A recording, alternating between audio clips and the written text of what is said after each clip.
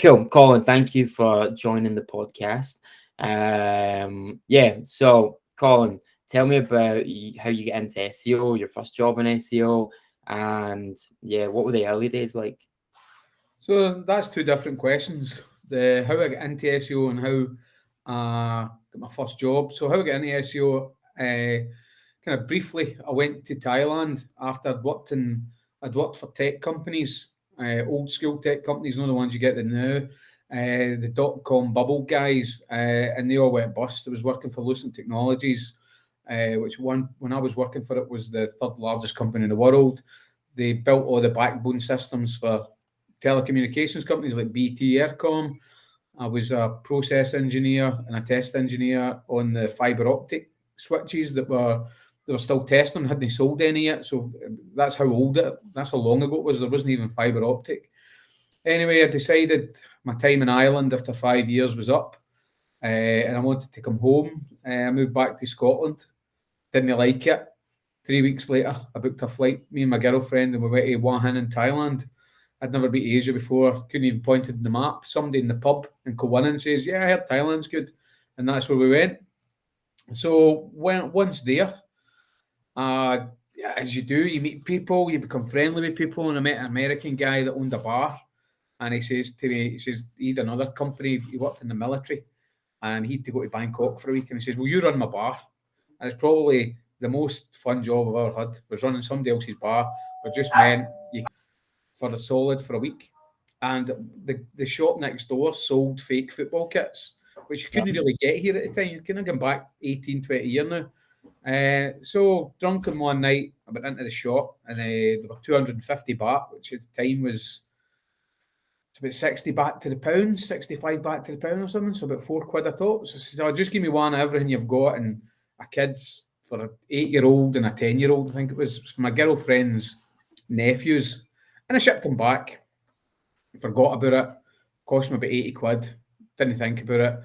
And then we didn't have mobiles. Skype was kind of around then, but it didn't work great. So you'd phone back home every couple of weeks, make sure everybody was all right.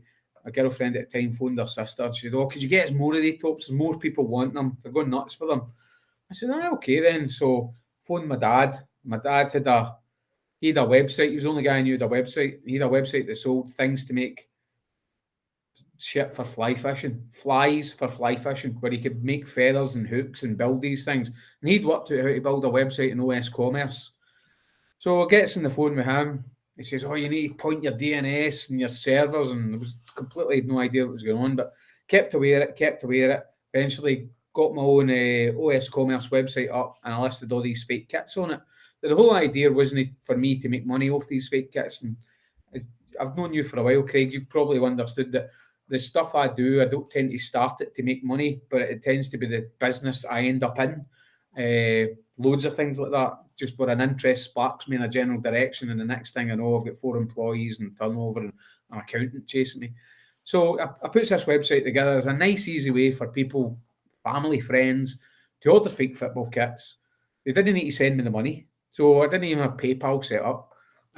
Just order it. I'll get the order and I'll send it to the guy. This blew up mental. This is way before Facebook, so this was all word of mouth. So sends my sister-in-law the link, goes to the pub, comes back, 45 orders. I'm thinking, "Oh, steady on. You can't be dealing with 45 orders here." So I phones her up and she says, "Oh no, that's just for my pals. Is it all right if I share this with the mums at the school?" I was like, "Well, I need to put a PayPal thing on it." So I stuck the PayPal thing on it. So basically my first website was selling counterfeit football tops. Interesting. That's the first we've had on the podcast so far. If you've not a cease and desist record, I don't claim on you. I don't reckon you're genuinely an internet marketer. You just aren't. It's just, if you've never done anything wrong and you've followed those clowns, the talking heads that Google's put out, that guy, whatever he's called, what's his name? The new Danny Sullivan, the other guy, the baldy guy, John Mueller, him. See if you're following guys. He's looking backwards every day. But anyway, so I gets to decent sales with this thing. I was supplying some well-known UK brands that are still going. They were selling fake football tops in their shops. There's probably one of the stores about a mile, 2 mile away for you. And then I decided everybody was going about this thing. I knew about Google, but I didn't understand why was I not getting any business from Google. And I thought I had to make my website prettier, changing the logos. Spent a week doing that. Realised that didn't work. Back then, speed wasn't a thing, but everybody talked about it. So I made the logos smaller, I made them bigger, I made them transparent. I done everything with these logos, thinking it's something to do with logos. I changed favicons, I messed around, didn't know what I was doing. And it was on eBay, and there was an ebook from a guy, I think his name was Greg Bozer, and he had a company at the time, might have been Branco Marketing, but I'm sure his name was Greg Bozer. It might not be, that's maybe somebody I've met later on, maybe back then in New York. But I read this guy's book, and he's going on about you need to build links, and you use this bit of software that he was selling to build links. That's all it went on about, links and metadata. So I got this guy's ebook. I read it back to front, laying a hammock, read it back to front. Didn't understand a word that was talking about. Had no idea what to do, what was a link, what was this Ahrefs thing that was blue and you could hover over it and it would tell you this. I could see what a link was in my website, but I had no idea how I was going to how I got other people to get me links. So I kept reading it, and then I kind of binned the idea. Thought, right, okay, I'm moving back home anyway. Decided to move back home. Girlfriend had done enough. We'd been there about 8 months or something. Flying back home with a connecting flight in Amsterdam to Glasgow. The plane's coming into land, seatbelt sights are on, lights are up, tray tables are stored, blinds are up, a lot of it. My girlfriend at the time says, I'm not going to Scotland. I was like, okay, I think we should go back to Ireland. She says, all right then, Ireland was good. Okay, I get your point. She's like, I've got family in Ireland, don't really can't be bothered with the family in Scotland, and I know I've got a job the minute I get back there. So we decided then get to Amsterdam airport, hurried our way to Rotterdam airport, managed to get on a flight, goes to Dublin. I ended up with a job with Novell Software, which made Red Hat Linux, these kind of things, as a support technician for them. So I was kind of doing that, and I hated it. I hated every minute of it.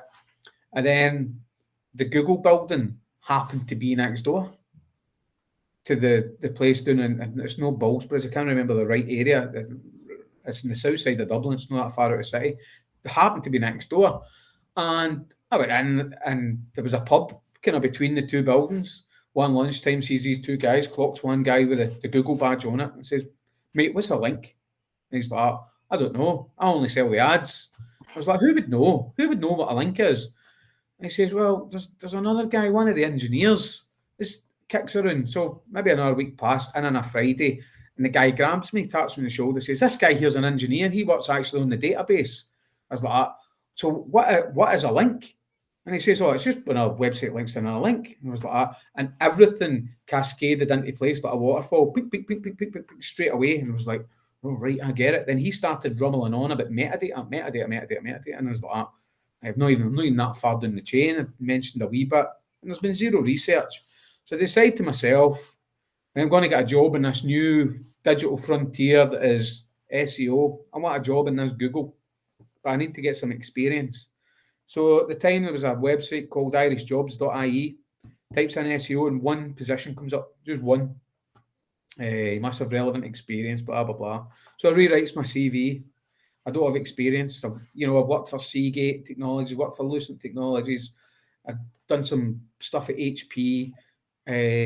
So professionally, I know what I'm doing, but I hadn't done the thing, the bit. But I'd done this thing with Eurosoccerkits.com, and I'd sold this and I'd sold that. And the woman literally emailed me back and said, we have 36 interviews, and if none of them go well, we'll phone you, right? So I was like, delete. That was me. No chance am I getting an interview. So anyway, week goes by. Can you come in on Friday at 5 o'clock? I says, sure. Thinking they've really got the person they want, but they're just going to see what I've got. So I then hit a mad panic and mad paranoia that I knew nothing. Kind of imposter syndrome blew up big time in me.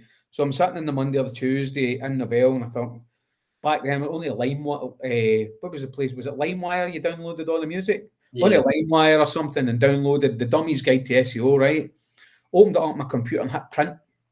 No realising there was 800 pages of a book. So I was sitting there and hitting print, and you could literally smell the ink burning off the Xerox print that was printing that hard. You could hear it running away in the background and think, I can't stop this now. So then goes and gets this big, massive chunk, and I'm stapling it all into wee bits. And then I've kind of got it in my backpack and try to lug this, and it was like a full ream of paper carrying it around in this backpack. And then I gets to the Thursday, I think the interview's on the Thursday or the Friday, and I'm literally still reading it in the taxi. So I reads it in the taxi, and then I gets out the taxi and I panics. I thinks, I can't take the Dummy's Guide to SEO into an interview with me. So I chucked it over the wall.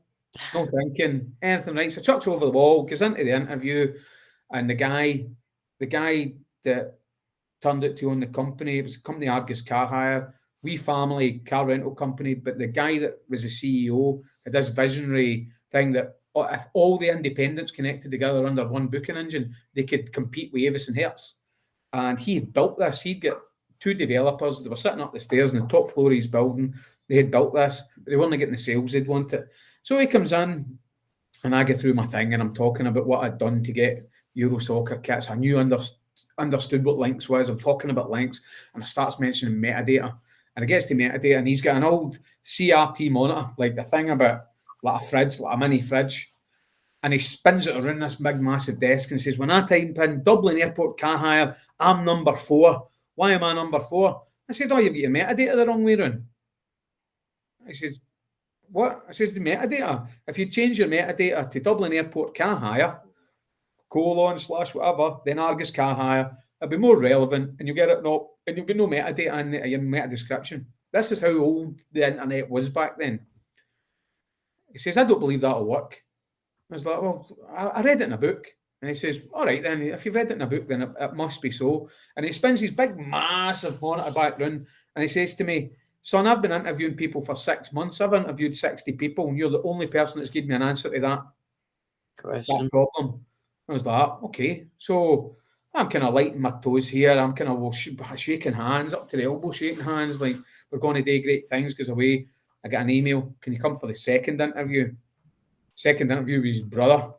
That was a total different thing altogether. So he goes in straight away. He's quite stern, and he opens up the conversation with, did my brother tell you how many people he'd interviewed? I said, yeah, it was a lot of people. He says, can you believe one of them brought the Dummy's Guide to SEO and threw it over the wall?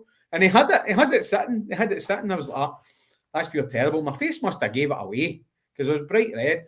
And that interview went horrible. Every bit of it went horrible. He was a wee bit more technically minded. He understood a bit more. Maybe not quite for the same angle as me, but he knew about spending money in ads, and I knew nothing about that at the time. So I thought to myself, I'll never see this place again. I left, and I got a phone call a week later to start on the 1st of January, or whenever it was after New Year. And that's how I got my first job with Argus Car Hire. What age were you then? 27, 28. 28, fair. Yes, you'd had quite a few jobs before then, and you kind of bragged your way in. So what happened after that then? You got the job. You already felt you had imposter syndrome. You just learned on the job, tried stuff, flung shit out of what stuff. Their system was built in .NET, and it was huge and clunky. But what they had done is they had taken every supplier they had they could get a booking from. They had built this business using fax machines. Right. So in Ireland, they got a lot of American tourists. What they done is they gave all their phone numbers to travel agents in New York and Boston.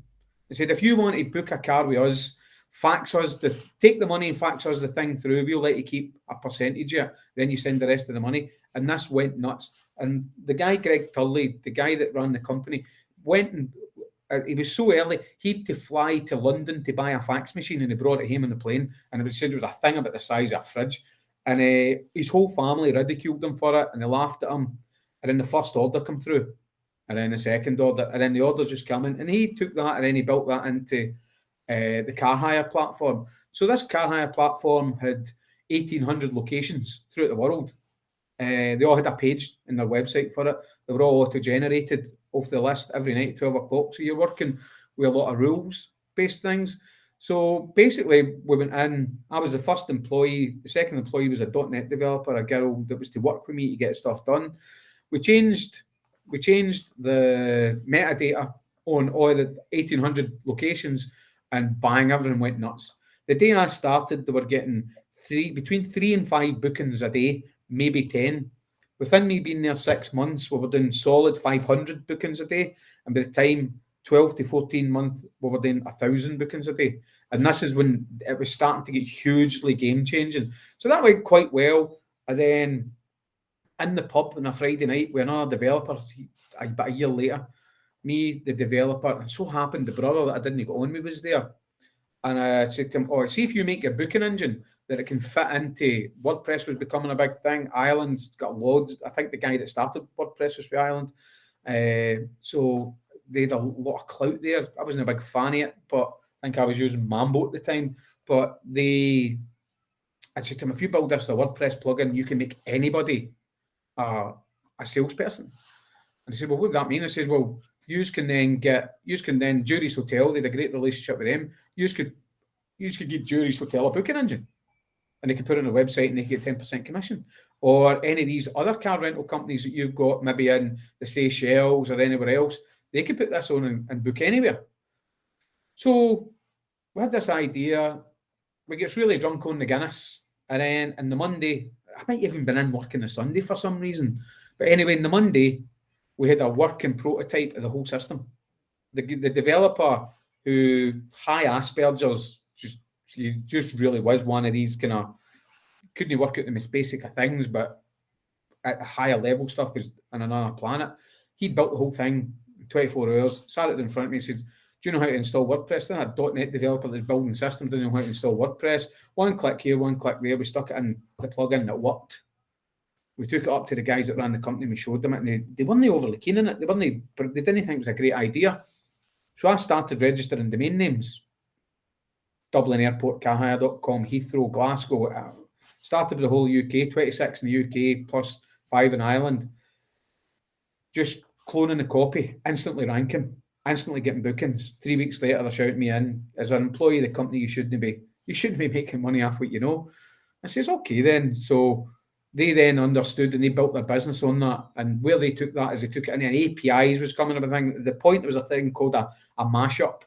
Maybe a wee bit. That's what Mashable used to be. Mashable was a blog that talked about mashups, when you'd take Yahoo pipes and blend it with something else and create something new. Maybe using RSS or something. So there was that bit, and that was maybe the beginning of the end for me, because I started to realise I could now make my own money. By the time I'd left Argus, I'd probably registered about 600 domain names, and I was in the top 10 list for every airport with car hire at the end in the world. Or in England, I even had them in France. I had every European airport, every American airport, pretty much had every major airport covered. It was some domain bill to be spent paying at the end of the year writing off. But got any? Do you still have any domains? I think I still own Ibiza Airport Car Hire, and I own Logan Airport Car Hire, which was the main site. Yeah.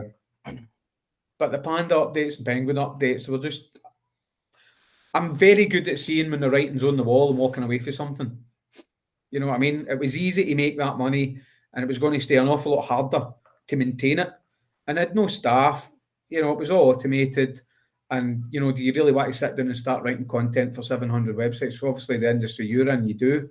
But there wasn't any, I'd have to hire people, teach them about content writing, and that just wasn't something I wanted to do at the time.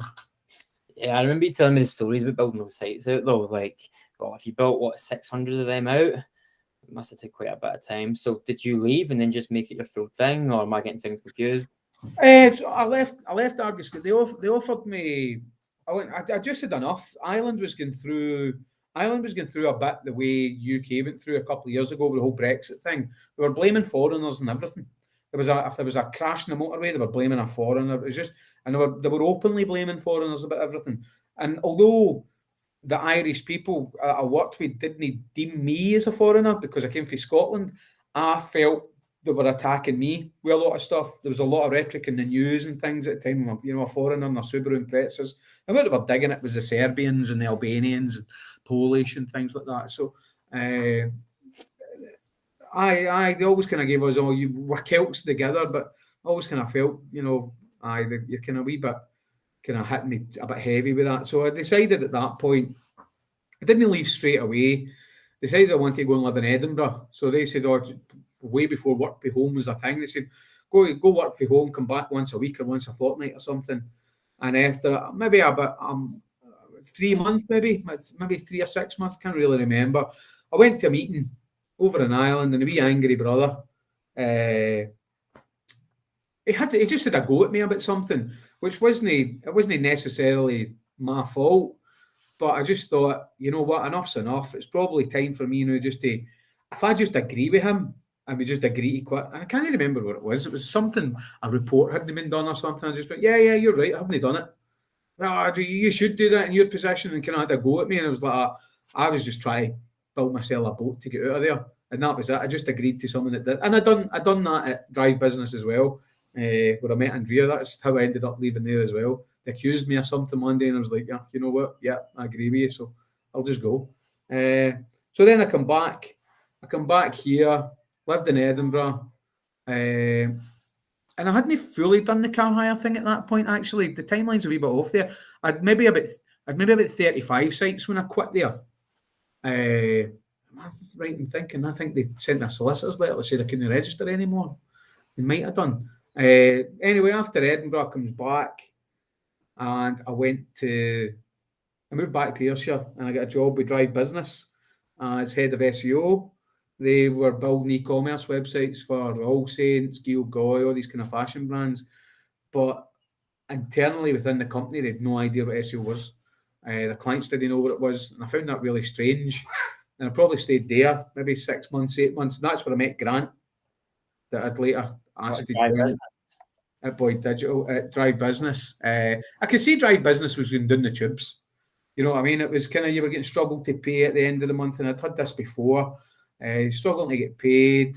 Oh, it's been paid in this bank account, that bank account. And then you'd find out the person next to you hadn't been paid either. And then the director would come in and shout at somebody and blame somebody. And it was time to leave there fairly quick. But I had a good time. Before that, I left Argus, went to Edinburgh, and then the timeline was I created a website that sold posters, and that done well for a while. But it was kind of, all the sales were on eBay.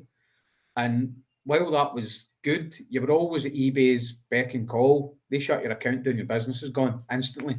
You know, you don't get the money out of PayPal accounts, your bills to pay. So I didn't like that, and I decided I'd maybe done that for a year living in Ayr. I was living down in Ayr at the time, and I applied for a job at an agency, and that agency was Equator. So they had Mikey Briggs was there, and I think that was it. I think he was the only SEO guy. Maybe it's somebody else, and it was kind of me and him. With a manager, Martin, who's still away, Equator. I've done quite well. Again, working with bigger, now the clients are getting bigger now. You're getting in UK-wide brands. You're working with people that understand things. So I worked there maybe for about 2 or 3 years. My girlfriend at the time was ill. She was living in Ayr. She said, I want you closer to home. So I was leaving at 6:30 in the morning, starting at 8, working in Glasgow to 4 and driving home. She said, no, I want you to be a bit closer. So I'd applied for this job with Drive Business, which was at Tom Hunter's place out in Dundonald. Loads of brands are known around about there. But the place was a shit show for day one. It just really was. And ultimately I split up with my girlfriend the day I started. So it was like, Equator was the best job I'd ever had. By far the best job. Loved every minute of it. There's nearly tears rolling down my eyes when I left. Maybe the same when I worked at Lucid Technologies. I hated quitting that job as well. And then after Drive Business folded, I went to Nation One. Well, no, I didn't go to Nation One. Then the car hire thing happened. Okay. So after Drive Business, I was with Andrea, and I'd get fired on the Friday. We'd went out to Prestwick in a mega sesh, and on the Monday, hungover, we were sitting watching the Friday version of Mock the Week or something, some rerun. We were watching the TV, and my phone there just went ka-ching. And she says, "What's that?" I says, "Oh, I've just got a car hire money." She says, "Have you always had that?" I says, that's how I make my beer money. It made me maybe 1,500 quid a month or something, right? It's £1,000, £2,000, whatever, sometimes 700, sometimes more, depending on the season. I says, it does this. And she's like, "Can you not scale that out beyond?" I says, "Oh, well, we're going to need 7 grand in domain names or something. And Andrea took a bank loan, actually, and we bought all the domain names, got a decent server, and smashed that out the park probably for 2 years. Even at one point, we were in call centre. So Andrea just sitting there building these sites out? Well, we built tools to automate them. Right. So we were just using location replacing text and spinning content and fire them up at an awful rate of knots. And we done that really, really well. There was a lot about the kind of the black hat, the kind of private blog network stuff was in its infancy at the time, and there was a lot of people building tools that would allow you to clone across. Obviously, IP ranges hadn't come into effect yet, and things like that. So you could get one server and fire all these sites up, and Google was taking the value of the domain over the value of the IP, and that worked great, probably for about 2 years. Within that 2 years, we tried a couple of other things. We tried iwanttobook.com, which was a travel comparison site, but that was technically beyond us, and we didn't want to go into developers at the time. We tried on a few things here or there, but that one was going on all right. And then I wanted to go back to the agency stuff. So while that was doing all right, Andrea was working in Manchester for Serco or something on a contract as a coach or trainer or something. And I decided I'll go back and work in an agency. Easy money. I like the environment. I like the people. Sitting in the house for 2 years have been good, but there's a dog barking. So wait. Before having you back then, like, you obviously built these sites. They were making a lot of money? It was maybe probably in the decline a wee bit. We hadn't been maintaining it, but we're probably at the time, I think at the peak, maybe 10 to 15 grand it was bringing in a month. It was zero work at all. And then when I actually had to work in it, it was probably easier just to get back. What happened actually, how I got the job in the agency that I'd forgot about there, a friend of mine that was the head of design at Drive Business had got the job of head of design, or head of creativity at this other agency. And they were trying to use Constant Contact or something. They tried the email campaigns and they couldn't get it to work. So he phoned me. Don't know why he phoned me, because I've not got a huge background in doing an email, but he phoned me anyway, and I decided, right, okay, I'll come in and fix it. So come in, it was very easy, a couple of HTML changes here and there, take a lot of crap out it, send the email. So the guy that owned the agency at the time says, would you be interested in coming and working with us? I said, aye, all right then. And then I went in and I worked there for a wee while. And this is probably where the whole start my own agency thing comes about. Barhead Travel, the first SEO client. Nobody in the company, this agency, knew anything about it. So I went in, I done the pitch. The strangest pitch to the day I have ever done in my life. It was in the basement of a building. And when I went in, there was 12 chairs in a circle, but no table. So I kind of went in and thought, oh, somebody's had a meeting in here. And to do a meeting after it. So maybe move things around. But no, they all come in. All 11 directors of the company or whatever, it's 10 directors. So the owner and the director, every bit come in and sat in a wee seat. And I was sitting with my laptop on my knee. And just below it, I had printed the presentation. So I put my laptop down and started reading through my presentation, how we were going to make you money, we were going to do this, we were going to do that. I think our goal was to get you from 1 million visitors a month to 3 million. I think that was the target. So I went away and we started the plan. Instantly, I'd say to the guy running the company, I need more people. I can't deliver this size of project on my own. I'm going to need, I'm going to need a tech guy, content people, link builders. Back then, link building was a bit easier than it is now. So you just needed somebody to do it. Directory submissions would have worked back then, So he wouldn't give me the people. And then I starts to find out that the age-old agency problems coming back again. People only getting paid. Lassie sitting next to me, she's not been paid in 2 months. The guy's not been paid in 3 months. He's not been paid here and there. But they all keep coming up because they need the money. They need to get paid that money. So, but I kept getting paid, which was surprisingly. I don't know why, because I'd probably argue my case or I wouldn't go away to get it. So the time comes, my wife, who was friendly with a few people in there, she'd worked with him as well. And she says, oh, you can't keep working for that guy. I says, all right then, but I'm going to, the car hire stuff's now just in the decline. It's probably in its arse. Do I want to get back into affiliate marketing? Do I want to do this? Do I want to do that? No, I want to start my own agency. But Barhead Travel's mine. I landed that client. I want them. So with a scheduled fortnightly meeting with an account manager, still feel sorry for this girl to this day. So we get into the Barhead meeting, me and the account manager for Nation 1. And I get through the reports, we're well on the way, we're above target, we're going to get there. I think we're going to do it. She's kind of bumming it up. Yeah, we love this, we love that. You should try this, you should try that. Here's some ideas. And there was 2 directors of the company there at the time, with the travel agency, and I said, listen, going to be honest with you, this is the last time you're going to see me. And they're like, what is that? I says, well, I'm not going to go into the reasons, but when I walk out here today, that's my last day at Nation 1. Have you resigned? So I've not told them I'm resigned, but I'm not going back. But if you want to hit that target, phone me in a fortnight. And the wee guy, I still remember his wee Mark, he looked shocked that this was happening in front of him. And the account director, Donna, thought she was going to burst into tears.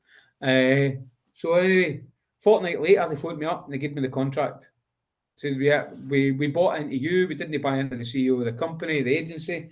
It was what you said, so we want to continue that. And I had them for, 3 years. Still about?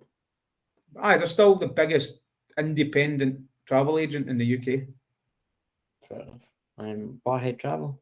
Yeah, they're Glasgow. We didn't realise how big they were, to be fair. They've got 7 in Glasgow, I think. They're mainly Scottish brand. Fair. Okay, so you started, you left, you went to go and start Boyd Digital. Was that Boyd Digital or was it something else? That was Boyd Digital. I went, my wife was 8 months pregnant, had no money in the bank. I took a client and, they were going to pay, how to win that client is I'd offered to do it for half price. Right. So basically I was getting my seller wage and maybe a wee tiny bit more, and that was it. Where's Grant at this point? Where's Grant at this point? Grant's probably about a year away for this, maybe. A year away. So Grant had went and worked. He'd left Drive Business and was working for they became Born. Can't remember what they were called. M8 Magazine became an agency, and they had the Setanta. Setanta was a TV thing like Sky for sports. Okay. And they had Setanta as a big client. And Grant had 2 young kids. I had 1 young kid, he had 2 young kids. So he needed the security at the time. So he went and done that. There was no off on the table, but what I used to do is I used to meet up with him. We used to meet in Subway at the top of Buchanan Street, just where the cars come in the middle of Buchanan Street, meeting that Subway there maybe once a week. And he knew about this new thing called social media. I had no idea about it. He had guys that knew how to use Bebo bots and get followers and get traffic and get this. And this is probably where I'm starting to realise there's a bigger world away from just this SEO stuff. So I kind of makes an offer to him, why don't you come and work with me? But you're going to have to find your own wages. I'll half what I've got the new, but you need to come. And then maybe another 3 months goes by and I ask him again. But this time I've landed a couple of smaller clients. I landed a big client that turned into another disaster, right enough. But I was getting there. I was starting to get known. The people that I'd worked with previous agencies, because these agencies didn't have any SEO teams, they were just directing stuff to me. The guys at Equator would only work with anybody with a 10k plus budget, maybe 5k plus budget. So they were kind of throwing things to me as well. So I was getting going. I had a couple of offers to go back to Equator and I thought about it. But they already had their hierarchy in place, which would have meant tearing up everything they got to try and squeeze me in, and it just didn't work. So didn't really want to go in there. So I landed a few clients, and about a year down the road, I sold social media to Barhead Travel. We'll come in and they had about 8 brands at the time: Cruise Direct, Flights Direct, some hotel brand, but cruises was a big thing. So I asked Grant, how much do you need? I thought, no, how much do you want? How much do you need to get by? And he says, I need this or I need that. And I was like, right, phone the lassie at Barhead Travel. This is what I need to bring a guy into there. And she gave me the money, put it in a year contract, and that was me. I had a social media team of 1, me doing SEO, him doing that. And then I started bringing in interns to do bits and bobs of work for us. Why Grant? Why were you so set in Grant? I wasn't setting Grant. Grant was the only person I knew that knew what he knew. Fair. So the day I can go on Twitter the day and find a million people that have done a shit course in Gumroad, right? They know more than we knew then by reading that course. See, you read the 5 courses, SaaS Wiz, blah, blah, blah, the agency course, how to sell SEO. None of that shit existed. We had to go and learn this stuff ourselves. The only way to do it was to do it on client stuff. There was no information. There was a couple of forums. There was a warrior forum. There was another one, direct something. There were 3 or 4 forums, and that was it. And you couldn't really believe what was on them because there was so much people in there trying to scam you. But he was the only person I knew that there wasn't a big wide, there was no meetups for this thing that we were doing. It was so early. I was going into clients and telling them about SEO and Google, and they didn't believe me. They just didn't believe what I was saying could be done. Like, one thing we used to get done, I'm surprised we don't do it anymore, is we used to get potential new clients to get a reference of an existing client. We used to do that every time. We'd go, yeah, there's Mark Brock's number at Barhead Travel. Phone him and he'll verify the numbers we've just shown you in my presentation. There was no snake oil shit about it. There was no lying. This is what we'd done, phone these guys. And they would, and they go, yeah, talk to Mark and he speaks highly of you. I'm like, thank you very much. Or, there was a woman that we used to, I can't remember, I'm terrible with names, 20 years down the road. And that's how we built it. So there wasn't any wide scopes. YouTube was barely a thing. Do you know what I mean? There was nothing there. It was just barren. No Twitter, no Facebook.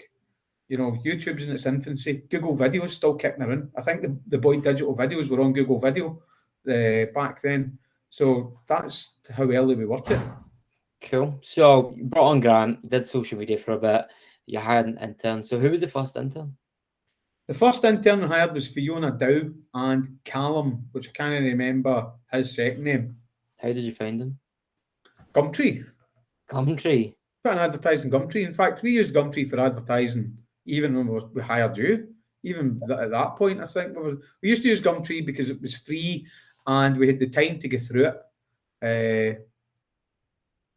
It was always, Gumtree always worked for us. Fiona Dow and Callum, I can't remember Callum's name, but the two of them are quite good. Fiona is now head a PR agency. Cool. Fiona, what's the second name? Dow. She's changed. She's married now. It's no idea what her second name is. Anyway, yeah. Okay, so you hired those two. When was your first non-apprentice? Because I'm assuming these apprentices you brought on, you had to train up, and you've already said there wasn't a lot of courses and stuff out there. So, what was that like teaching them? So basically, I got asked this last week. One of our clients actually, we did the SEO for them. They do their own social media because we don't do social media. Asked me, how do you hire people? And you inadvertently went through the same hiring process that nearly everybody that's ever worked at Boyd Digital has went through, and it's probably the easiest hiring process of all time. And it's something we come up with in day one, and it worked, and it still works today, beyond doubt. Was don't hire anybody that can't use Photoshop. If you could use Photoshop and your brain can work to understand how layers work in Photoshop and Illustrator, you still can back Boyd Digital's 12-year-old in March. So you can back 12 years. 12 years ago, Photoshop was a bit clunky. But if you could get people that could use Photoshop, they could understand every element of digital marketing very, very easy. They could understand the software you were doing. They could understand the data you were showing them because they had the Adobe suite lets them touch in wee bits of this, but don't know you're doing it. And even when we hired Kickstarters there, the first thing we asked them is, can you use Photoshop? And the two people that get moved to Kickstarter onto full-time contracts were the two people that could use Photoshop. And that was just a month ago. And I've stuck with that. That's my first question. Then I get asked all the time, can you give my boy a bit of experience? Can you work Photoshop? No. Tell him to give me a shout when he can work Photoshop. Or some package like that, whether it's Director or something, some bit of software that they've had to go and learn themselves. Where my background's in music, weirdly, through sequencers. So I learned to use Cubase at the age of 15. So anything that came beyond Cubase was simple because Cubase was really difficult to work. Music sequencing was terrible in the 90s. So when Cubase get better and better, then you look at Photoshop and you go, oh, that's a piece of piss. Then when you look at whatever SEO tools was available at the time, where Traffic Travis, don't know if you remember these things, Traffic Travis, I understand how it works. I mean, build your own version, you can build bits around it, you can build plugins for it. And then when the whole SEO nuke starts coming out and you're building patterns, and all of a sudden the music thing pops back in again. So you're building things in sequence, you're building them in linear paths, just like music, just how you would structure a song. And then, you know, so yeah, that's still my process today. Is you need to in-depthly know a decent bit of software, and everything else will be fine. Yeah, you've had quite a lot of musicians. I think as well, it's quite a hard learning curve to these tools. Like a lot of people just don't do it. I don't know. So how many people do you think you've hired now? How many people have I hired? Yeah. All in? Yeah, roughly. 200 maybe. And what would you say the worst hires been and why? What was the mistake? The worst hires? Oh, that's easy. The worst hires was 2 lasses we brought in. Say me? No, it wasn't you. You were actually, I'm still talking to you. You're very good. You just left a wee bit before you had settled down. I think if you'd stayed a wee bit, but you've sorted that out yourself. But the worst hires was 2 girls we hired. They had degrees in marketing and couldn't use Photoshop.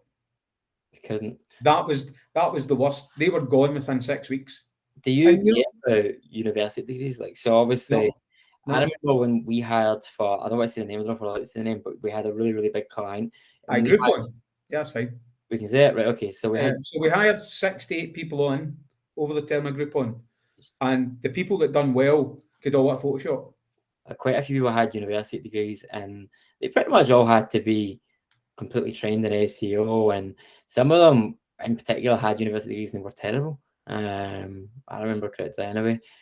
So looking at a CV now, what would you look for?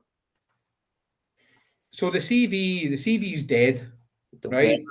Stone dead. The CV gets you the call, right? So you've got to put enough stuff on the CV to make me phone you, or to get a Zoom or whatever, right? So if I'm looking at a CV and it's just, I went to uni and I get a, what is it called, an A1 or a 1-1 or 1-4 or 4-1, I don't know what it is on our way to uni, but if all I've talked about is a uni thing, I'm not interested. If there's a wee bit at the bottom that says, I've got a blog about Korean cooking, or something really niche or something in there, I've got something, then I'll phone them up and go, expand on that bit there. Yeah. And if they then expand on that bit there, I can then build a picture around about where this person could be. You know what I mean? You could go through your thing. You don't have a university degree. We didn't do the CV thing, but you approached me to invest in a thing you hadn't fully thought through. But you'd approached me about it. And that was like, okay, you can also work Photoshop. You were in depth with Pioneer software. You knew how to use, gadgets.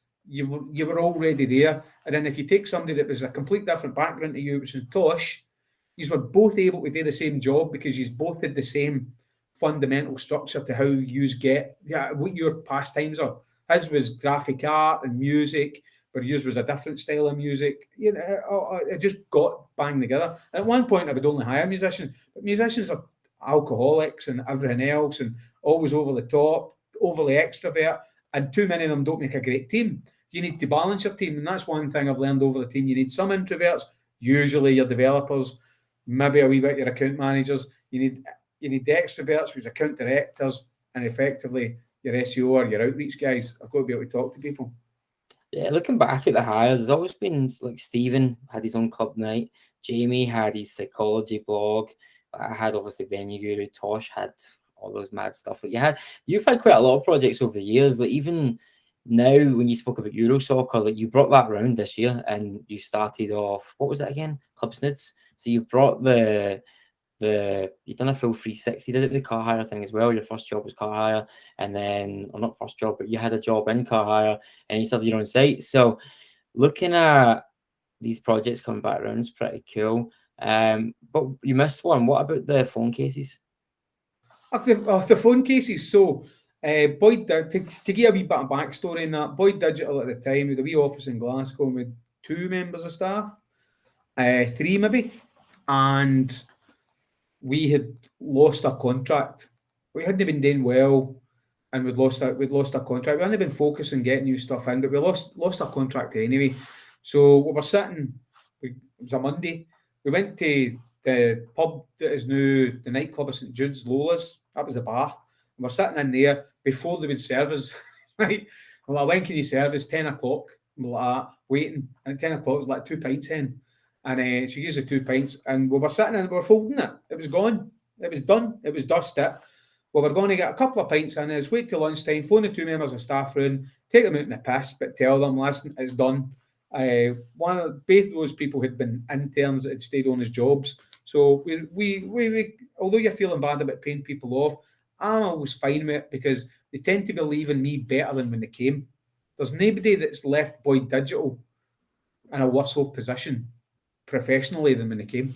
Although over the years we've stepped away from taking interns in, which we shouldn't have done, and we kind of went for trained in people. I think the turnover spun a wee bit when we done that, because it's very easy to lie in a CV and blag your way through an interview. So we're in there, and then AQA, the English, they grade the exams in England, like SQA in Scotland, AQA. We'd pitched them months and months ago to do 8 audits. They date websites, 8 audits. They phoned up and they gave us a contract. So we're just phoning you out to tell you that contract landed. Just starting Wednesday, and the first payment will be in your bank 30 days. Right, now we're hiring again. So we went from shutting the company down to who can we get in to help us do this sort of work. But what I'd been doing at the time is we backup plan, had a look around. My wife was always wanted to move to Australia. So I decided at the time, right, okay, we'll do it. So I applied for a job in Australia, in Melbourne, to do what I'm doing. And I got an interview, and you can walk by if you want. It's fine. Or do you want to say hello to Craig's followers? Hey, Andrea. Hi. So she wanted to move to Australia, and I done an interview. But because of the time difference, to do the interview at 5:30 in the morning, I hadn't prepared. I just thought I'd wing it. I knew enough. Obviously, running my own company, I thought I knew enough. But I wasn't quite prepared to be doing an interview in a kitchen at 5:30 in the morning with a baby screaming in the background. Logan wasn't even 2 at the time. And it gets to, always try to be honest with the interviewer, right? So we gets to the end of the interview, and I'm like, that's terrible, right? And he says, all right, Colin, we'll probably put you forward to the next stage in that interview. And I was like, Cam, stop there. Stop. He says, that was terrible. And he's like, yeah, I agree. But, you're highly recommended. You've got a good pedigree. There's the second one. You've got good pedigree. So we'd like to interview you again. So I decided, right, what I'm going to do is I'm going to apply for a job somewhere else. But it was for WPP, the world's biggest marketing agency. There were 1 million agencies. So just picked another one. I picked Group M in Singapore and applied for the job as just an SEO guy. It wasn't even SEO manager, SEO director, none of that. It was just bog standard SEO exec or whatever one above exec is. Don't know, just SEO guy, right? So applies for this job as SEO guy, crap money. And does the interview. Rapoli Shaz there. She'd been WPP for years. She'd been New York, Australia, blah blah blah. And she's interviewing me with somebody else. And they offered me the job in the interview. So we get to the end of the interview and they said, you're great, you're everything we want. When can you come? And this is the 12th of December, right? So it's 12th of December. It's maybe a bit new about this time of the year, right? So about this time of the year, 12th of December. And Andrea's not in the room this time. So I'm like, you need to pay me a bit more. And you maybe need to give me my travel and things. She says, no, you get that anyway. You get your travel paid, you get your first month's accommodation, you get this. It's like, ooh, a lot of things not had in a while. Got to remember, there was times at Boyd Digital, because Grant had a younger family than me, and he didn't have a second income, I had the car hire stuff, I'd maybe go 6 or 8 months without getting paid. And I've done that regularly over the years. It's I get paid last. It's always been my thing. Everybody gets paid first, I get paid last. Even through furlough and all that, they kept me in furlough way longer than anybody else. But Aye, back to, so I gets a job in Singapore, flies out there, and kind of meets a wee guy from Philippines, super bright guy. Meets my big pal for Chile. How he ended up there, I'll never know. And it was a team of 4. Now all of a sudden you're talking to international class clients with WPP. I'm doing pitches to Citroen, Kia, Singapore Airlines, friendly with the guy at hotels.com, Starwood Hotel Group. All of these guys are now on the end of a phone that you can go and speak to them in Asia. Michelin Tires, which is a client I gave back to Boyd Digital to carry all the work in 7 countries. So all of a sudden, my knowledge is getting better. All of a sudden, I'm out of Glasgow with a wee bit of London. Now all of a sudden, bang, I'm talking to guys that are looking after global regions, the APAC region or Asia Pacific, and that's coming on. So I'm there about 2 months, and they want to give me a promotion, and I don't accept it. I said, no, because I've got one eye in Australia. Don't want to get too deep in here. Don't want to get the wellies on, dug in, and then I can't get away. So we get to about the 6 months point, and this is how much they wanted me to go there. They gave Andrea a job, and Andrea's a very talented business analyst. She had worked in digital marketing. She had worked in a wee while. She worked with banks and things. So she's been in the banking industry, and they gave her a job, but she hated it. She hated it for a minute. She went in. She effectively didn't pick the job. They just gave her it, and it wasn't what she wanted. So there was always that in the back of her mind. And we liked the lifestyle and we liked the culture, but it was massively expensive to live there. And you kind of realise fairly on, and you're never owning a house. You know, the flat we were renting went for £1 million. It was sold when we were renting it. They're just investment properties. So it's like living in Canary Wharf. You've got to remember, you'd get this bother people with it. Singapore's the size of Arran with 4 million people living in it. Yeah. It's just, so you have no chance of living there. So she was kind of getting a bit homesick at this point, the kid. I'm trying to remember what the point I was making. Phone cases, right? So me always with a sideline kicking away on Alibaba, spots these printers that will print onto a phone case. So orders it. No thinking about we're going to be going home. Now this thing comes and it's the size of a washing machine, and I live in a 4th floor flat. Right, so we gets it in, gets out a big massive crate. Luckily, doesn't throw the crate away, and managed to get this thing going. So we gets this printer up and running, ink spilling all over the place, pissing everywhere. Kind of got 1 or 2 off it, wasn't great. She decides we're moving back. Says, right, okay, that's your decision. What we got to do about this massive printer? I will ship it back. So we managed to get everything shipped back. Cost me about £700 to ship it back. Sent it to my mate's bit, and we come back. My mate phones me up and says, what do you want to do with this big massive printer you've got? So I still had Boyd Digital, and we'd moved Boyd Digital for then. We'd moved out of the town into Ibrox, into an utter dump of a place, but it was a massive old recording studio, rehearsal studios, graffiti in the walls, but it no central heating. It was freezing. This is where the table tennis starts to come into play, and with loads of rooms. So it brings it over, messes around with it, eventually gets this thing working. Start selling phone cases, and again, you were saying things come back round. Here's the copyright infringements coming back again. Jack Daniels were chasing me around Glasgow trying to find out who Cult Cases was. So we sold an awful lot of phone cases, and again, Hit's time was coming to a pass. You remember Wee Mark was working as 2 designers, and they had to do 30 designs a day and get them up on Amazon and eBay. And that could be buy a disc of vintage posters off eBay and resize everything. And then I think it was the Easter holidays. I woke up in the morning and I had a text me, I had an email, we've closed down all your accounts on Amazon. And I had to go in, the Monday off, and I went in on the Tuesday, and I had to let the 2 of them go. I kept the guy that done the printing. Boyd Digital was growing again. So I didn't need to rely on it. Again, this was another thing that popped up. Now, we used the money for the phone cases to bring staff in, to get the building secure. Just again, another thing popped up. Like you're saying, you know, I'm thinking Boyd Digital was going in the pan in the middle of a pandemic, and I'm going to start Club Snoods, and it turns over nearly £500,000 in 8 months' time, and managed to keep everything going, and gets me new staff and keeps people going, and try to keep my family and work was the big thing. But the phone cases. So I paid for my deposit in my house with my phone cases. And then I gave it to the boy that was doing the print. And just one day I had enough of it. I said, setting up new eBay accounts and all that. Chase is too hard for me, big man. You take that now. That's another thing I've seen come and go. This is the question. So what have you learned? You've obviously started a lot of projects. What have you learned about figuring out what time, when's to shut it down, when is to pull the plug? Well, it's not like hold on to a sinking ship. Right. You see if it's a very simple idea.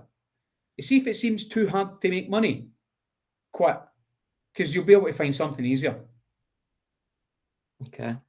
That would probably where I get to. Club Snoods was getting really hard to make money because the lockdowns had ended. The people only wearing face masks, although they should have been, and it's a winter product. Before that, it was a winter product, right? So I've now gave that site to Gavin and his girlfriend because she worked for me, and they've got it back up doing all right. But it'll only do. What you've got to make the decision is this all right with me running it, or is this actually going to be a business? Because you running something yourself isn't a business. That's just running a corner shop as a business, but it's no, you get Boyd digitally there, and we're quite happy where that is. Now, if I can get something else up there, fantastic. But these other wee things that come along and kind of go up and spike and disappear away underneath it. So I'm not overly. Get out if it's hard, and go find is there something easier, because it's easy to make money. It really is. So one of my biggest issues was having like magpie syndrome, which was seeing shiny objects and chasing. Oh, I've got that. I know you do. I've probably got a lot of it from you, but when did you learn to cap it? Because you did get good at. You've got a lot of projects, but you've also had a lot of success. I don't. So basically, I look at it. So I've got a 10-year. I'm 45 now. I'm by at 55, right? In that 50, in the next 10 years, I'm probably going to do what 100, 200 projects. 10 of them will work. 50 of them will be just me bored. Like the other day, I have an idea, right? So I'm sitting there. I like going to football grounds. That's what I like doing, right? We go to football grounds, or I take my kid with me. I'm obviously running a football club, but my best bit is going to other grounds. I love going to other grounds, and I love seeing what they do. And that's the bit I like, whether it's going to Man City's ground, whether it's going to Hampden, whether it's going to Troon at the weekend. I thought, you know what? There isn't a TripAdvisor for football grounds. And it's there. It's sitting in my head, right? So if I then sit down and go, all right, I can get ad revenue off it, I can work it this way, I can do it that way. How will I get the traffic to it? All right, well, that's fairly easy. I set up a bot on Twitter that every Saturday at 5 o'clock, it pings every Man City fan that's been at an away game, or just into Man City's threads, and say, rate the stadium you've just been at, rate Villa Park. You get away fans to rate it. And that'll build traffic, and I'll eventually be able to get ad revenue off ads, but ads isn't my thing. So I'm thinking, all right, what will I do then? And then I think to myself, but I really like going to see football stadiums, so I would really like to see the opinion of other people. So maybe I should just do it and see what happens at the end of it. And that's what I've done with the snoods. I've ordered the snoods for a guy. A guy wanted them. I thought he was getting the price he was given was too much, and I thought I could get him a better deal because he runs one of your kids' teams. And he'd get given a price at £8, and I was like, that's ridiculous. So the first thing I'd done is contact my kit supplier in China. They said they couldn't do them. And then they said, this is more a thing you get done in Pakistan. I was like, okay. So I then messaged Pakistan guys. All of a sudden, the price was done at £2.50 to £2. The more I ordered, I could get it done. And I think at the end, it was £180. Then I find a guy in Irvine, 5 mile from me, that's got the printer and everything he needs. He's not got the staff. He's not got the money to buy the equipment to bring the staff in, but I know how to do that. So I pony up, buy him a couple of machines. So listen, if you can't pay the staff at the end of the month, give me a shout. I'll pay you in advance of the orders that are coming through. But the orders were wading through, man. They couldn't keep up. They were working 14-hour shifts, 7 days a week to try and keep up with stuff, a year ago. But again, he's seen the decline. It's been a while now for you to get a sale. You've done a couple of email blasts. You're getting a couple of grand in, you're thinking, well, that's no paying the wage bill. So then you start working down the wages, and then you start thinking, do I want to do this? Do I want to be processing snood orders? Of course I don't. So I just let it go. No, and this literally is the last one. What's your advice to companies that want to maybe bring in their first in-house staff, or let's just go with that one, first in-house staff for SEO? Spend as much money as you possibly can and take them away from your competitor. So find someone from your competition. Literally go on LinkedIn, find your biggest competitor and hire their SEO guy. When do you think a company should hire in-house and not use an agency? Probably a $250,000 turnover a month. $250,000 a month. Fair. Okay, cool. Look, Colin, that was quite long. Actually, I didn't realize how long that went on. So thank you very much for jumping on. I appreciate it. We've went through these stories how many times in the pub? We used to go to the pub every Friday and talk about mad ideas and that's what you should never stop. Never stop the mad ideas. Because a domain name costs you £6. You've already got a server. You can get a developer to build you something for £1,500. Chuck as many of the ideas at the wall as you can. And I keep coming back to the same ones. SERP Insights will come back in another way at another time. Interestingly, there is now a market out there for all these cold outreach guys. Yeah. Telesales back in the day, but cold outreach guys, they've all done Thingy's course, and they all think it's brilliant. They're all going to go out and they're all going to land the big deals.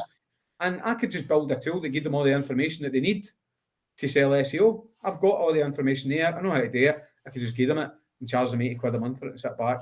But it might be something I might do in the future. An SEO sales tool.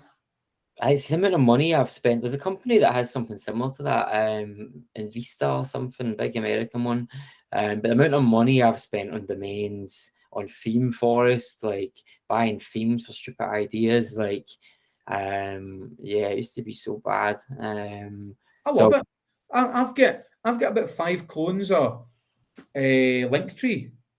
Yeah, I've seen them. For me though, like it was really bad. Like if I didn't focus, I wouldn't have made money. And even now, look at me now. Like I've got the content, I've got links, and I'm getting better at building processes and getting them to run themselves first before I move on. But man, the stupid ideas I had and money wasted before I could make money was really bad. And that stemmed, I think, from being in an agency, seeing all these clients and being around people like you who is really good to encourage it. But at the same time, I think it depends on where you're at. That's why I've got a good partner. Grant is the steady Eddie. So he gets to remember to send the invoices, remember to phone the clients, and I get to disappear for 3 months, no phone anybody, come up with an idea. So Groupon got landed. We'll go back to the Groupon one. So how we landed the Groupon client was I had a record shop, as you know. Me and Tosh then come up with an idea for 1,000 fans, which was a portal that bands could go on and it would do everything for them. Merch, audio, blah, blah, blah, blah, blah. They kind of exist now. It didn't exist at the time, but it was built on the 1,000 fans theory. And we thought it was a great idea. So we then get our developer, Murdoch, to build us this kind of system that bands could upload their stuff. A wee bit like Bandcamp, but a wee bit more depth to it. And then in the office one day, this guy walks in and says, "Oh, by the way, I represent Groupon. We need this links, blah, blah, blah." And I showed him the first demo version, 1,000 fans. I said, "Oh, we can build," because what 1,000 fans effectively done is if you were a band, Ed Sheeran, it would take your YouTube channel, your Facebook page, your Twitter account, Deezer, Spotify, and build a website out of that. And it's like, oh, well, we can just plug anybody's information into that and it'll build your website. You remember these sites? They were crap. Yeah, I remember. So concept was cool. But it worked. It worked for a year. We got a year out of that. And that's what landed the contract. It then went on to become, whatever it was over that 2.5 year period. So it's that stupid idea in another industry was something I then pitched to something else. And that's probably the wee bit that probably makes me unique. I'm not scared to try something completely out the blue and go, "Why don't you try this?" And they'll think it's mental. If people are trying to get into something new, cryptocurrency for me now is where digital marketing was 20 years ago. To see all these people rushing in, you can do a degree in this crap now. You know what I mean? You don't need to learn it. You can go to uni and learn it. See the minute you can go to uni and learn something, done. Because the uni's spitting out hundreds of people that are chasing after a dozen jobs. But that's not happening. How's your mining going? My mining's going all right. I am probably about 1,200 terahash now, about 100 machines. And this is where I go. I was on a chat. I was on a Telegram chat about cryptocurrency stuff, and you have to do a kind of wee intro. I says, oh, I've been running agencies for 16 years, worked with these clients, blah, blah, blah, blah, blah. I don't have any clients in the crypto world, but I've got an interest in it. I've launched my own coin, Buff's coin. I've got my own mining set up. I've been scammed, blah, blah, blah, blah, blah. And instantly, a wee guys message me, can I DM you? Sure, go. And I'm now in the interview process to be the chief marketing officer for a software company that's in the crypto world. Do you need any content or links? Probably. Now we're getting quite a few people asking for crypto content. It's certainly booming. So you're in an interview to be a CMO. Yeah. How you got to take it if you get it? For a Russian company? I don't know. Of course I'll take it, because you know what it'll lead to. Boyd Digital moving into the crypto industry. Because I will go and I'll work with the guys and I'll meet everybody else. And they'll go, how do we get what you do? And I'll say, you can't get me because I'm here. You can have these guys over here. They do the same thing.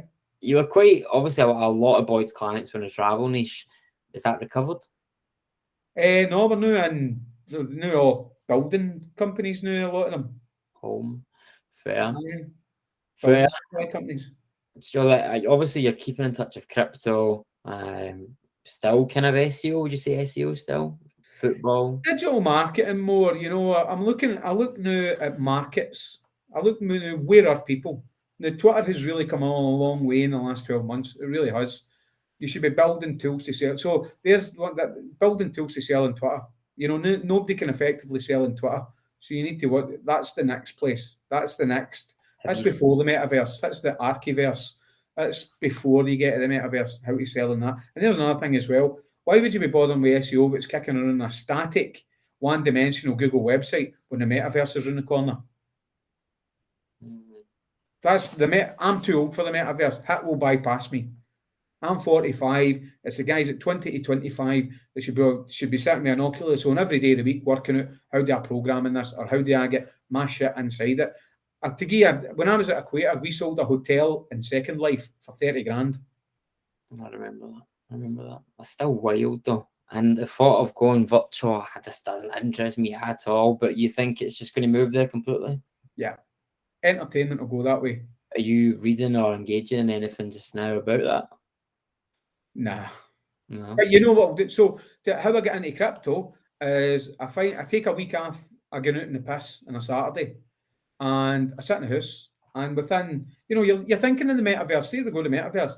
I've got one kid sitting in there playing his PS5. I've got one kid sitting down there in his iPad. I'm in the cinema room watching a movie, and my wife's in another room reading a book. You could all be sitting in the same room with a headset on, couldn't you? Weirdly, right enough. But so I take a weekend off. My laptop's sitting in the chair next to me, and I Google how to launch my own coin, Binance coin. 20 minutes later, I've got my own coin. Now, in some places, they think I'm an expert in it. I spent 20 minutes. I read a blog post and followed the blog post to the letter. But I use some paid services to do it, right? So I've maybe paid $400, and that's maybe what keeps a lot of people out of it, because they don't have the $400 to gamble like that on it. And, I will then use that. I will then go to client meetings down the line and go, yeah, we've got our own coin. Could you use the blockchain and cryptocurrency, your own coin, as a reward scheme for your customers? E-commerce and blockchain are going to go together at some point. The whole supply chain distribution is going to go into the blockchain at some point. When I get something in China, I want to know what it is all the way. And the blockchain is the only method for doing that. Databases just can't handle it. So what would your advice be to me? So I've got a few companies now, I'm doing okay. You're doing all right. Stick to doing what you're doing. But start to take 1 foot away into something else. Because you're in there's nothing unique about what you do. And there was nothing unique about what I done. And that's why you go like this. You get big clients, you get wee clients, you don't get any clients, you get 5 clients, you get 20 clients. You go all over the place all the time. It's no steady. The service industry isn't steady when somebody can do the same thing as you for £1 cheaper. But basically a corner shop, and somebody can open a corner shop next door to us and give the paper away for £1 cheaper. And that's the hard reality. So what you're going to have to do is over-market to keep your market share in that, which means you're constantly eating into your revenue, whereas you're always... Fiverr can compete with you. There's always a behemoth around the corner looking to get more turnover. could Code Canyon decide one day, or Envato just decide we're just now going to do content? Boof, you're done instantly. The links thing has always got a dark art, and that's why Boyd Digital was started and they've done everything. We've done web development, we've done design, we've done paid ads, we've done banner ads, we've done everything, email marketing. But the one thing we were good at, and the one thing that people couldn't get in at us, was SEO. Because me personally, had experience with black hat stuff and wasn't scared to try it, wasn't scared to convince my client it was a good thing and hold their hand all the way through it, whereas the other agencies just wouldn't go there. And you even hear people that work at other agencies talk it when a strategy is put to them and say, oh, that's something Boyd Digital would do for you. No meaning that in a derogatory term. It's just that we would be more risk adverse to trying these things, whereas equators of the world just won't touch it unless it's safe. They just can't mess their clients up at all, whereas we were always a wee bit, we'll get a try. The client's willing, we're willing, bang, we go. And then through all the penalties, we genuinely never had anybody penalised that paid us money, because we're always one step away. We had moved away from blogs onto PHP scripts when everybody was still buying blogs. So when they binned all that stuff, in fact, we'd actually looked back round to the start. We'd built a different version of Plig, which was the original scam platform, but everybody had stopped using it. So Google had removed the tags on it. So now everything that Google's looking for, everything that comes in WordPress is potential. Let's consider it spam first and then clear its way. Whereas PHP script that you could buy in Code Canyon, it's already clear. So we just run away and built loads and loads of e-commerce sites and had links in them. You build an e-commerce site, you take the data feed for an affiliate program, you put it up, but you don't connect the basket. So nobody can buy it. And Google comes along and thinks it's a bona fide e-commerce website, and bingo, there's your link at the bottom here. And it's hide things in plain sight. It's still blog content. I'm not convinced that's going to last forever. Fair enough. Yeah, the link game's interesting. I try not to talk about it too much because you just get so much hate for it. Yeah, PR Twitter will go off the nut if you hear you talking about the link thing. Really? That's PR people that could do the PR button, it. Again, I'm not getting into that, buddy. That's what it is. I've hired these PR people, and they try to be a journalist and failed at that. Then they joined a PR agency, failed at that, and then they managed to plug into a digital marketing agency, and again, that a bash. Now, you get some of them that are doing all right. The Rise at 7 guys are genuinely good at what they do, but then everybody's just copying Rise at 7 and kidding on they're good at it. But Rise at 7 are genuinely good at what they're doing because they were the first guys to look at it for that approach, just the same way I looked at Black Hat 15 years ago and used that. I can't be a PR SEO agency because that's not what our roots are, but they can't be what we are. So there's different things. Here's a good strategy for you. Nobody's cottoned on to this one. See if you create a coin, right? You can get it listed. So you create a website for the coin. You can get it listed on all the exchanges for free. So you can get in Coin Market Cap. You can get in Gecko Coin. You can go on about 300 websites. There's a tip for you. Create a coin. Create craigscoin.com. Get it listed everywhere. Wait 6 months. Never ever sell it. Then redirect the domain name. You've got yourself an absolute bona fide financial link. Forgetting the coins link value, if you can get links, that's cool. But what's the benefit to actually building a coin? I actually don't know. Like if I went and built a coin to reward my customers with, could they use it to buy content in the future? So you could put you're in, I don't want to give too much away about how your business works, but let's say you're a marketplace. In a marketplace, you've got both sides. You get people delivering a service that are good. You get people buying a service that are good. You can put a coin in the middle that pays either way.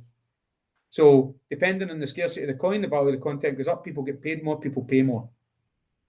So you can use it as a mechanism. Fiat already does it. Money already does it.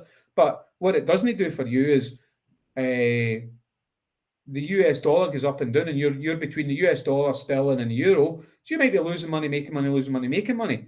But if they convert it all to the same currency, Craig bucks, then they're always trading.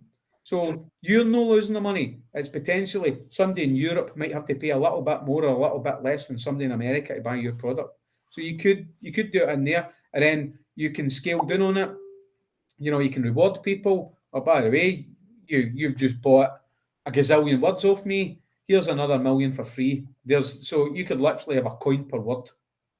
And you could have trillion coins, and you could work them away. You know, the people at the other side, the writers, the suppliers, they could hold on to them till the value goes up. So I'll write this content just now and I'll get paid a £5. But if that coin goes up, I could get paid 40 quid for what I've just done there.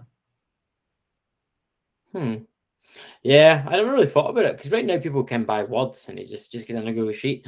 But no, something to play around with. Again, I'm not going to make any big changes till after the new year, and we've got a good big plan ahead of us. So I'm going to stick at it. But no, crypto, I'm trying to stay away from it, because the last time I got into crypto, You get scammed big time.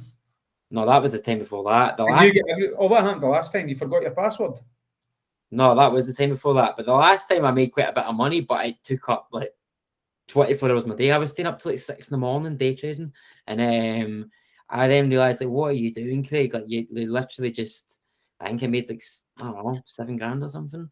Day trading's for idiots. But it was just, I just got addicted to it. So yeah, I just had to stop completely. Would you ever use SQA again, or QA apprentices again, or would you hire yourself?